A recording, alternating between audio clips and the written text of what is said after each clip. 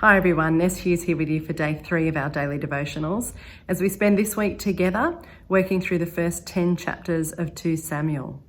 Well, yesterday we read through chapter 5 and we saw that David was installed as king and established in the new capital of Jerusalem, the city of Zion, that was a walled city that had been occupied by the Jebusites.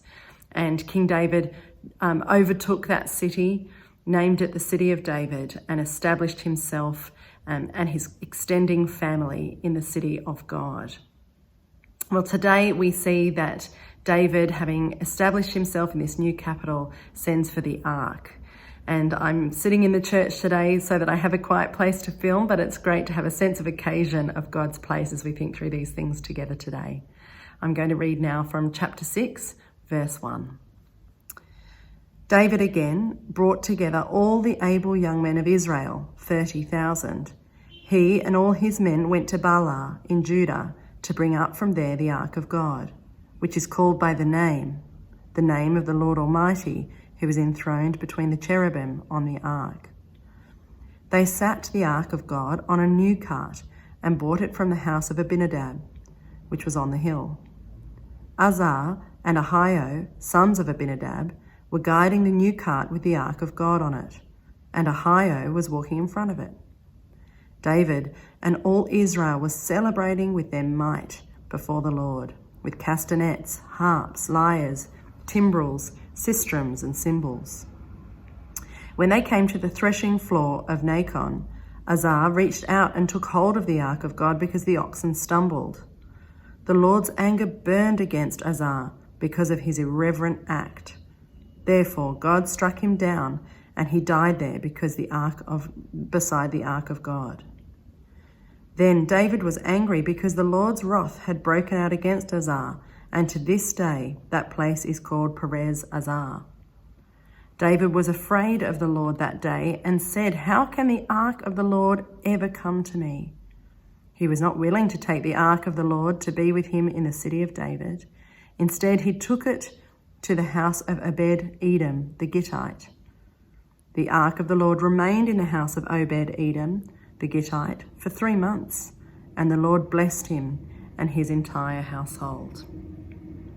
Well, the chapter opens with David building a big, skilled army, possibly fearing a reprisal from the Philistines, and then he sends for the ark, moving the ark to be in the city of David. The city of David is a former fortress, a former Jebusite fortress, and so the ark would be protected in the city of David, protected from any Philistine reprisals, and also established in the city of David as God's presence. Well, verse 2 reiterates the overwhelming significance of the ark. It is called by the name of the Lord Almighty, who is enthroned between the cherubim. Remembering that the ark contained the written agreement between Israel and the Lord. It was a place of divine revelation and was in fact the Lord's throne. Well, as we read on verses 3 to 6, we see that the procession of the ark's arrival is going well. There's celebration and music accompanying this great procession. But then there's a surprising event. Uzzah is struck down for touching the ark. It seems harsh at first until we remember that touching the ark was reserved for the Aaronite priests, and in doing so, Uzzah has violated the Torah and shown irreverence toward God. Well, in verse 9, we see that having witnessed this demonstration of the Lord's zeal to protect his holiness, David became afraid of the Lord that day. His deepened respect for the Lord's power and for his willingness to use it against anyone who would violate the Torah caused David to ask, "How can the ark of the Lord ever come to me?" Now, the fear generated by this event was positive, because when people are no longer awed, respectful, or fearful of God's holiness, the community is put at risk. And so David leaves the ark with Obed-Edom, whose household, it turns out, is blessed by the presence of God. And so when David sees that the ark brings blessing, he resumes the plan to bring the ark to Jerusalem, the city of David, where the ark, the divine throne, could be located in the newly established national capital. And this pilgrimage is once again carried out with great rejoicing. I'm going to read now from verse 17.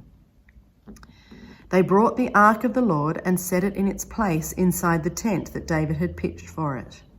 And David sacrificed burnt offerings and fellowship offerings before the Lord. After he had finished sacrificing the burnt offerings and fellowship offerings, he blessed the people in the name of the Lord Almighty. Then he gave a loaf of bread, a cake of dates, and a cake of raisins to each person in the whole crowd of Israelites, both men and women, and all the people went to their homes. Well, the ark is set down in its place of honour, and a sacred ceremony of offering and sacrifice takes place. All the while we're seeing fulfilment of what had been laid down earlier in the Old Testament. Both men and women participated in this climactic event of sacrifice and gift giving as the ark came to rest in its new home. After the participants each had received a blessing and a token food gift from the Lord's royal priest, they went to their homes. Well, as we reflect on chapters 5 and 6 together, we see that David had established God's people in God's place. And now the ark is there and they're blessed by the presence of the Lord.